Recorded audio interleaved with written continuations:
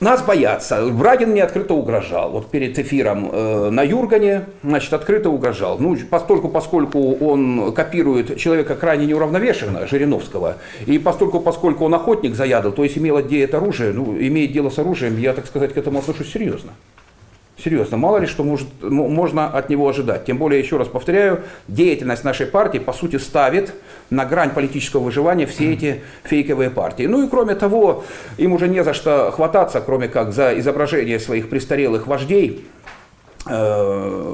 и криминалитет. Я хочу сказать, что криминал в списки избирательные этих партий не попал только благодаря Родине. Только благодаря Родине. То есть мы задействовали силу убеждения, мы задействовали в том числе и московские ресурсы, я имею в виду обращение к Дмитрию Рогозину, с тем, чтобы на эту проблему было обращено внимание. То есть общество нам должно быть благодарно еще за то, что мы избавили общество от криминалитета во власти. Вот. Ну а что касается наших действий по отношению к криминалитету еще не выявленному и не посаженному, вот тут я у милиционера знакомого прихватил вот этот аксессуар.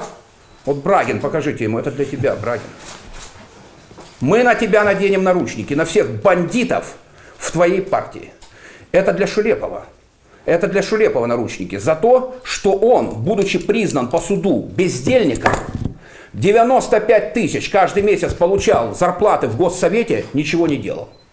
Так вот, Шулепов сядет, как только мы придем к власти, и будет сидеть до тех пор, пока не вернет деньги народу. И вот эта вот судьба, мы эти наручники оденем на руки всех бандитов, всех предателей, кто вредит развитию нашей республики и нашей России.